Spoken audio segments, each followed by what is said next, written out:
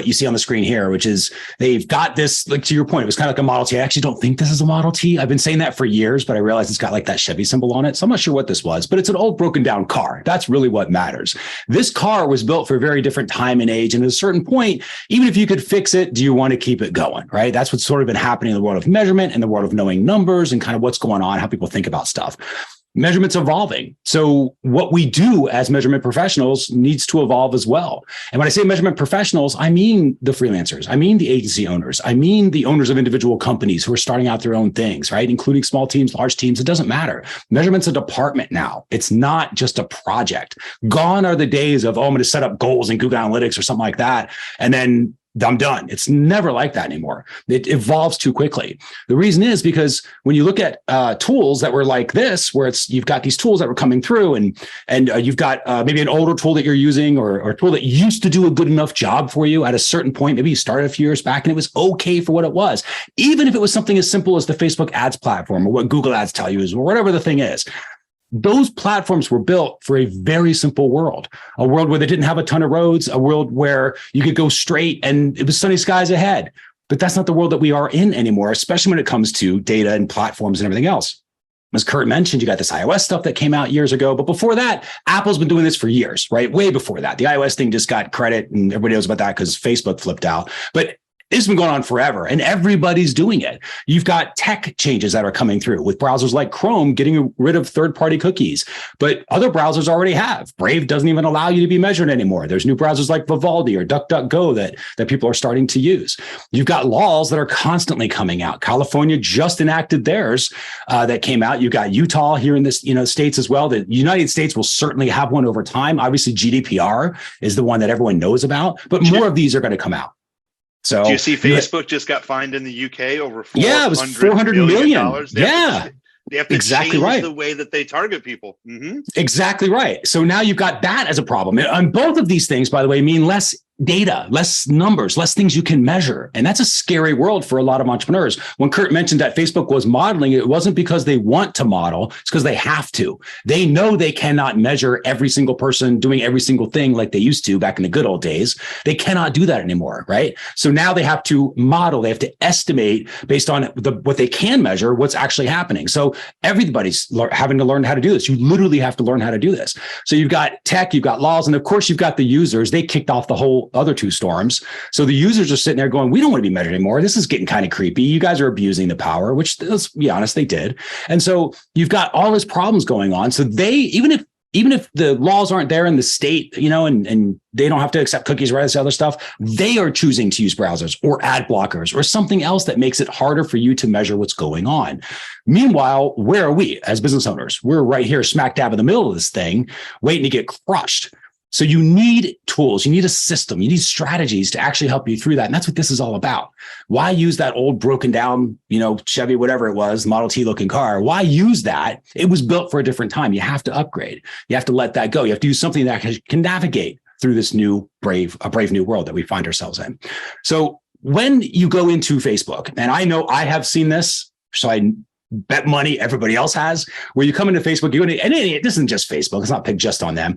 I'm positive TikTok does it. I know Google Ads does it. Everybody does this. You go to the ads platform that you're spending money on, and what do they like to tell you? They like to tell you how much money you're making. And it's like they're telling you it's raining money on you. And you're like, wow, I'm making all this, especially if you're using a bunch of different platforms. They all tell you how much money that you're making. And yet you go to your bank account and you're like, not all that money is there. What is going on, right? And part of the reason that this happens is because there's this weird little circular reasoning that the platforms themselves only have access to what's in the platform themselves. They only have their version of the truth. And so it has this nice little circular pattern that starts to happen when it comes, and you have weird little conversations like this, where you go back into Facebook, you're like, that can't be right. And Facebook's like, oh, well, if it doesn't look right, are your ads converting? It's like, well, it says they're kind of converting. Cool. You should spend more money and scale that campaign then. We're like, well, no, the ads aren't really converting. Oh, we should spend more money, let the algorithm do its work. We'll take care of you. But all they're really doing at the end of the day is saying, give us more money. They're not really there. They're not vested in your success. They're not there to say, well, the reason the ad isn't working is because they're coming to the page and they're leaving very quickly. They're not saying, oh, well, they're coming to the page and they're actually looking at your offer, but they're deciding not to move. They're not telling you, oh, well, they're going to the cart, but They just weren't able to buy. They're not telling you that there's a technical issue on your page. They can't tell you that because all they know is their version of the truth, which is why you can't rely on them as your single source of truth. You cannot take the platform's version of the truth. It's just the world needs more. You need more from that now.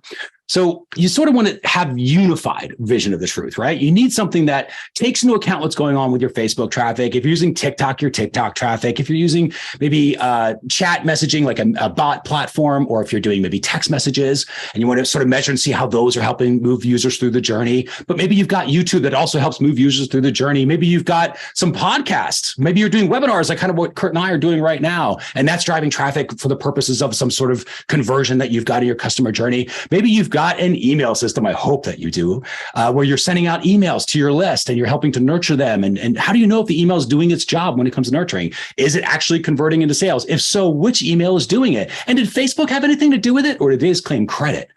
So how do you do this? You have to have a platform that unifies everything together.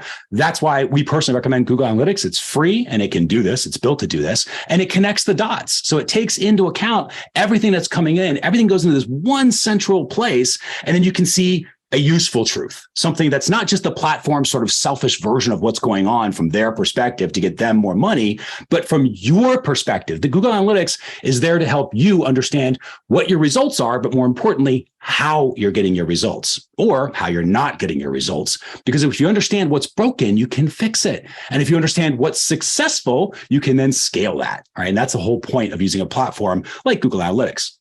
But I'm going to warn you here, and this is where Kurt was talking a little bit about strategies, tools themselves, just using Google Analytics, turning it on, jumping in and creating an account, that's not going to save you. Strategies save you. The tool itself will not save you. Proper strategies will. And that is most important when it comes to measurement. So to help put this in perspective, this is a little conversation we call tool versus trade.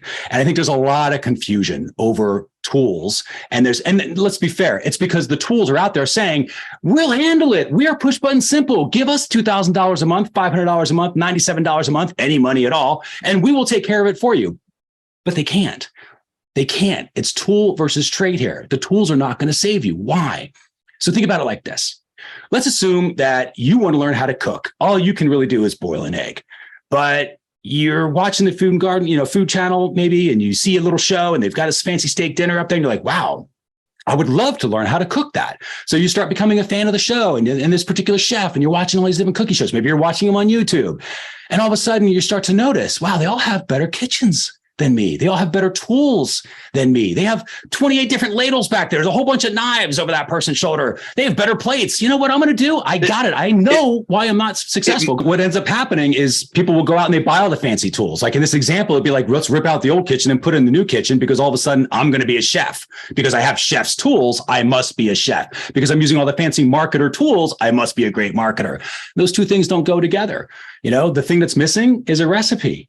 The thing that's missing is a strategy to put all the ingredients together in a way that makes sense. And if you have a proper recipe, you don't need a fancy kitchen. You can do a lot with a camper stove. I guarantee you a fancy chef could do a lot with a camper stove, right? So most people, they buy the fancy tools and they end up boiling an egg because they never learned a recipe. They never learned how to cook. So you're exactly right when it comes to that. The tools aren't going to save you. The strategies absolutely will. Now, with that in mind, I'm going to give you a strategy everybody can start using today, because I don't think it's unfair to be like, oh, here's all this stuff and the world is ending. Good luck with it. So here's something you can actually use, that no matter what tools you are, you do not need more tools. Don't use the tools you have. Use this strategy. It will help you to enhance the tools. There are only 3 simple steps to this entire strategy when it comes to using measurement to improve your marketing results. The first step is to plan things out. The second step is to build things out. And the third step is to use the thing. In other words, launch it and use it. The reason that we have these 3 steps is because most marketers find themselves marketing in the blind.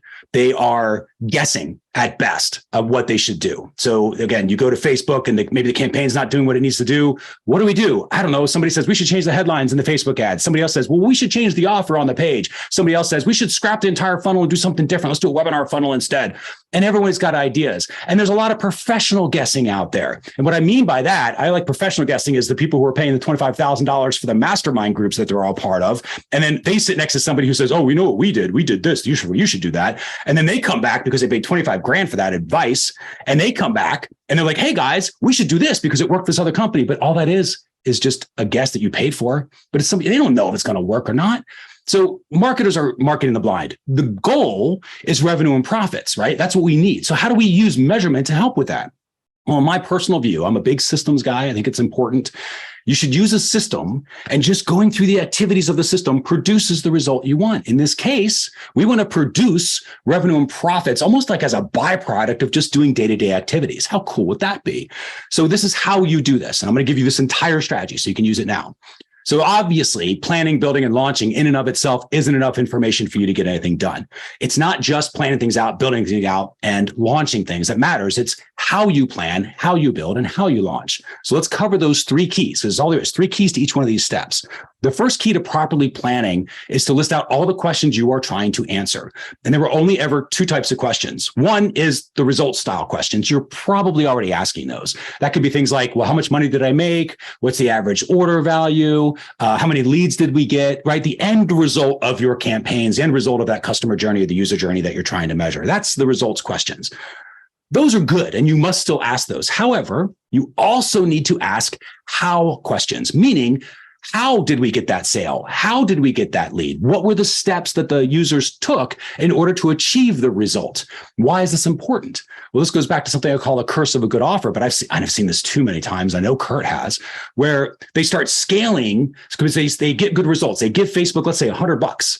Facebook gives them $200. They give Facebook $200. Facebook gives them back $500. They go, this is great. Let's give Facebook $1,000. Facebook gives them another $1,500. They're like, holy cow, it's working just like they said it was at that mastermind. So then they give $5,000 and Facebook gives them $7,500. They're like all in, and they start ramping up. They're doing $10,000 a day until the one day Facebook keeps all that spend.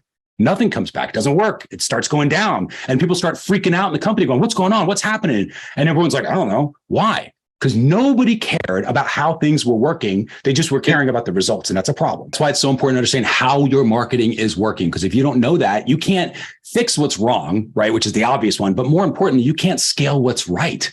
You know, don't let yourself think. I think this is the most poisonous thought in the world. Whenever I hear any entrepreneur or agency owner talk about it, I stop them immediately. They say something similar to, oh, it doesn't matter as long as we're making money. Like, stop. Because you know when it's really going to matter? When you're not. And at that point, it's too late, because now you're just losing a bunch of money. You don't know why. It's a horrible position to be in. So avoid that.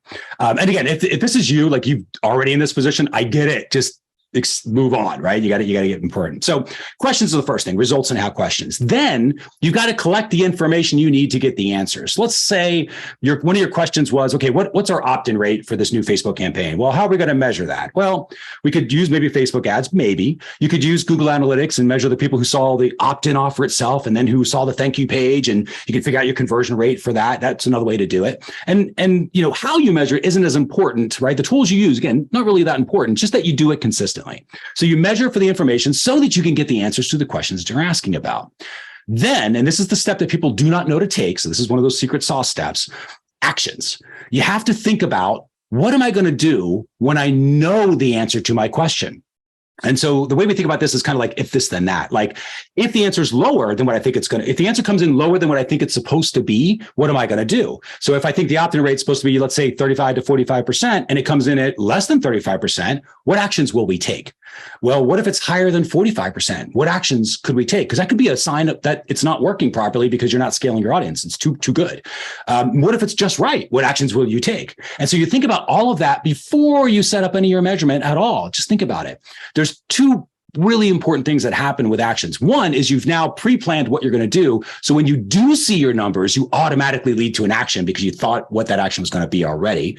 But the most important reason to do this is because a lot of times people will try to set up measurement and they're just collecting data. They collect everything. We want to know every single button that everybody clicks on. We want to see every time they scroll. We want to know every single point of scroll. I literally had a client once that set up every single second of every single video that played on their site.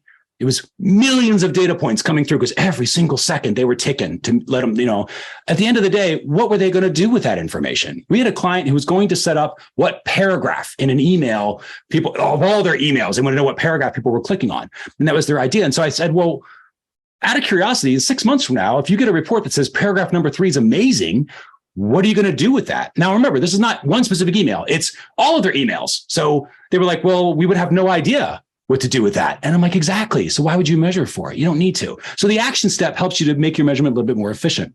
That's just your measurement plan.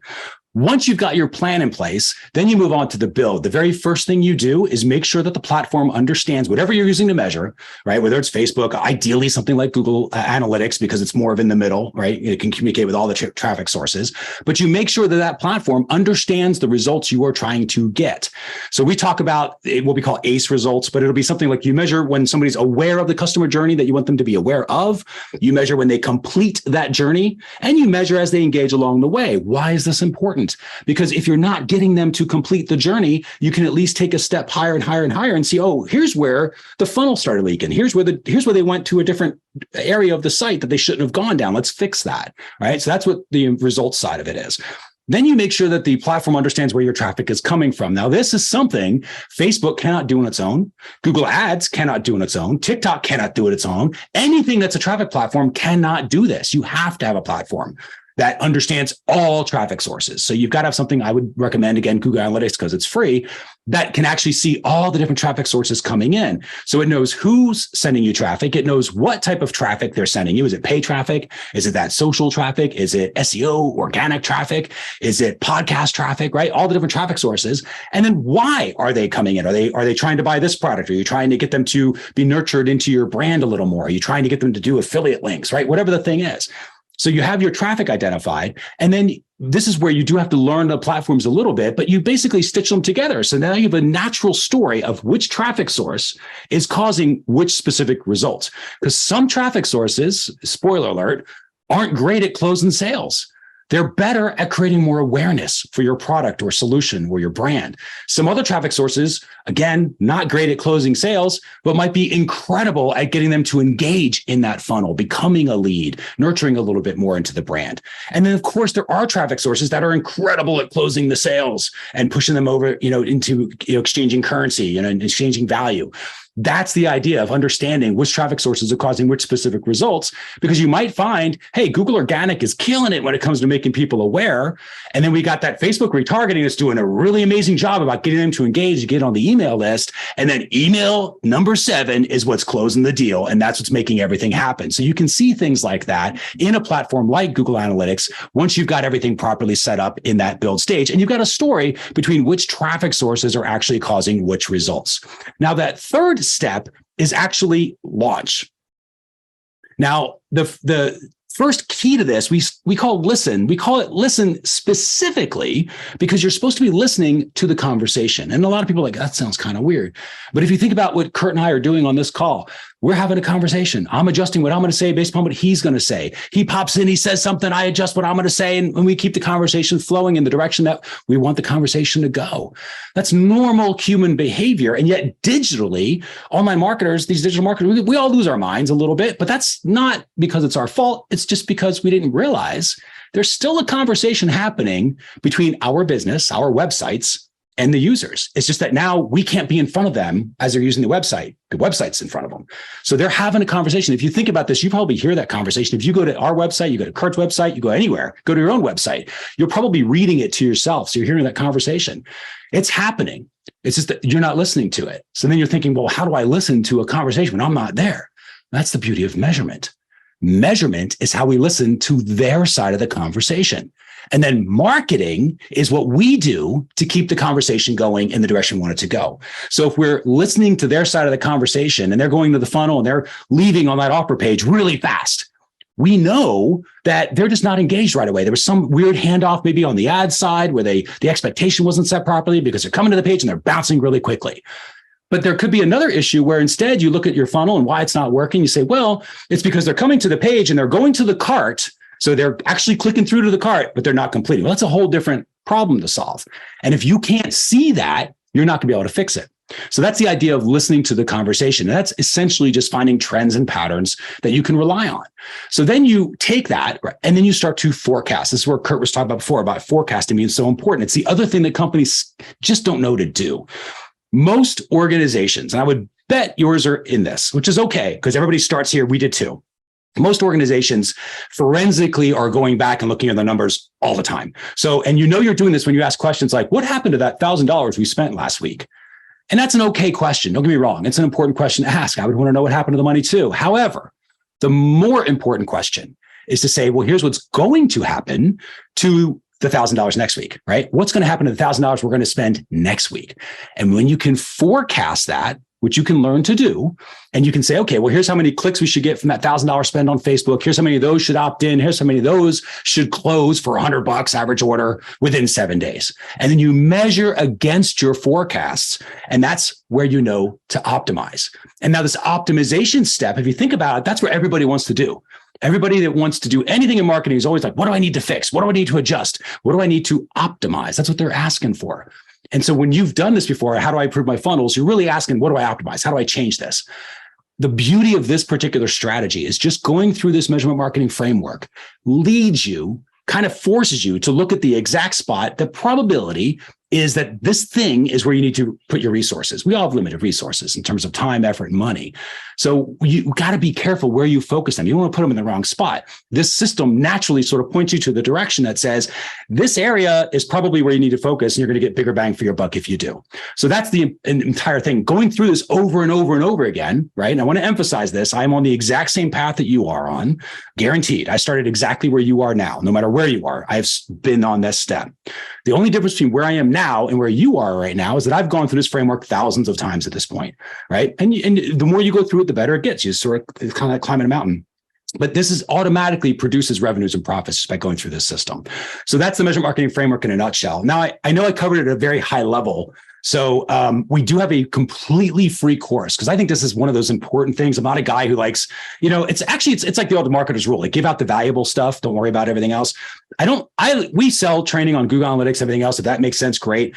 I think it's most important that people understand strategy. That's the course we actually give away. We have an entire course that goes through this in great detail that will help you no matter what your tools are, put them in perspective so that you can use them in a certain framework. It's called the Win Your Measurement Marketing Framework. So it'll be given to you along with a bunch of other tools that we've got, again, completely free, because I want to be able to get people their start, right? Obviously, it introduces us to the brands. Let's call a spade a spade. It does that. But it's more important that you actually start to use these things. And I wanted you to just make it an email, make it easy, something you can get through. So all of this stuff is free. There's free training that's back there. There's a lot of free tools that you can take advantage of to get started, no matter where you are right now, no matter what tools you are using right now. Even if you're not using Google Analytics and you just use Facebook ads right now, that's cool. We're here for you, and you can get out of that system and improve the process by understanding these strategies. So that is available here. If you just go to TheBELT.Live/toolbox, it'll take you to the page where you can learn about the services that we have and then create a free Toolbox account.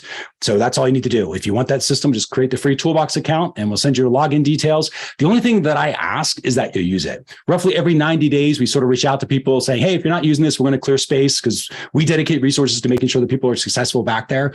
So we might, kick you out after that. But as long as you're using it, it is yours for as long as you want it. No charge, entirely yours. Again, TheBELT.Live/toolbox will take you there. The toolbox itself, honestly, I would say it's for everybody. So if you're numbers friendly and you love numbers and you think in terms of spreadsheets, right? That's cool. You're going to love the toolbox, and you'll be able to take advantage of some of the tools that are back there for sure. If you are not that person, I have a really good friend of mine who just thinks all the reports should be like thumbs up or thumbs down and like happy face, smiley face, frowny face. That's it. He doesn't want to see a single number on a page.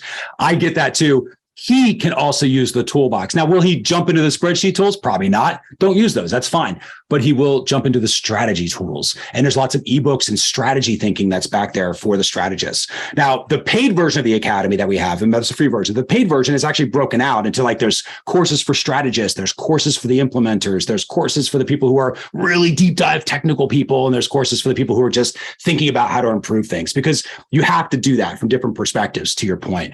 So there is something for everybody back there, but specifically with the toolbox, I think that's a really good point to think. It is, especially if you're the more important if you're the strategist. If you're the one coming up with the rules of the road for your company, you have to think in terms of measurement, because if you don't, how is the rest of your team going to?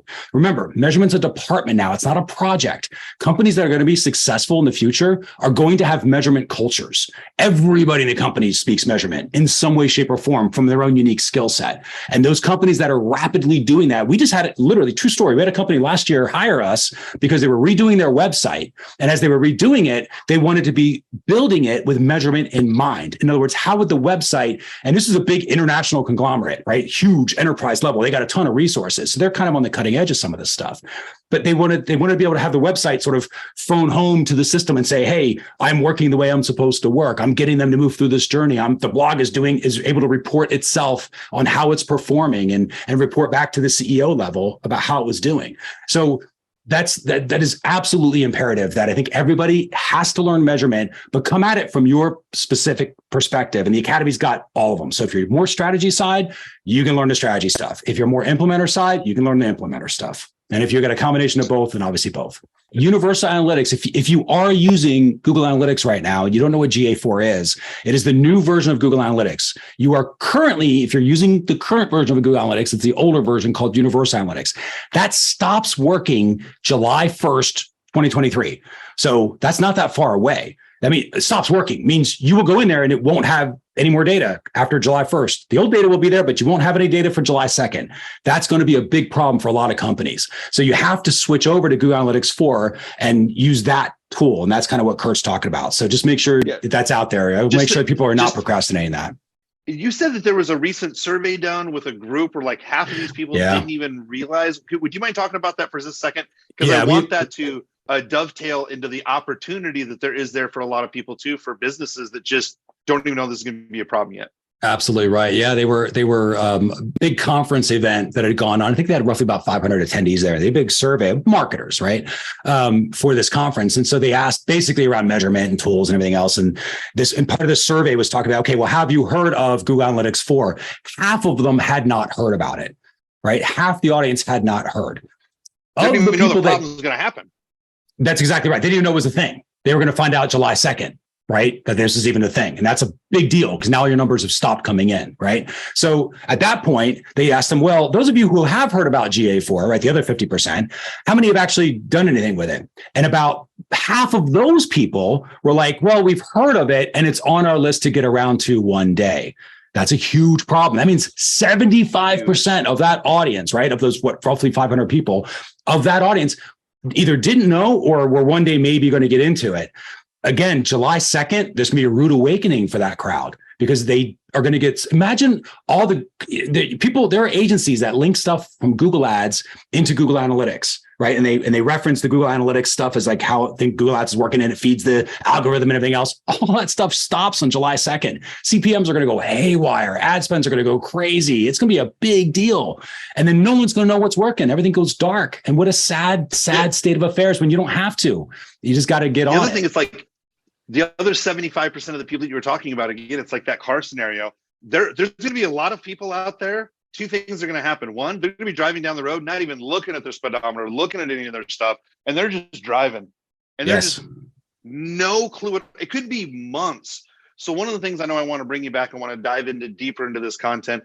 The other thing is if you're an agency owner, if you are a freelancer, if you're someone that's running ads for people, there's such a huge opportunity, especially when it's flipped before it starts to happen. So even if you're an agency, you want to have an add-on service, or you're a freelancer that wants to create your own service, this is one of these things that literally is like fishing in a barrel. Everyone needs it. Very few people know about it. Almost no one knows how to set it up properly. And I know this is something that you'll talk about as well too inside the tools and some. Absolutely right. And just to emphasize that point, this is one of those rare times in the marketing world where you go from hardly any prospects to millions of prospects overnight. Like everybody now is becoming very quickly problem aware, to use that terminology, right? So it's like, now I got a problem. They're all popping, like hundreds of thousands a day are being added to the market for that. So it's definitely an opportunity for people. Yeah, I know people are getting emails from Google letting them know that it is going away. But it's not like they're on a huge ad campaign. And unless you're in a network like this and we're doing interviews like this, again, unfortunately, most people don't know. So to wrap this whole thing up, again, go to TheBELT.Live/toolbox. There's some tools there. Again, this is really for members inside of the Fight Club. We may give a preview to the public. We're going to ask Mercer, of course, to come back to dive into you deeper because there's so many changes that are going on. If you are marketing online, really, if you're marketing online or offline, you got to have one central place where you're gathering all your data.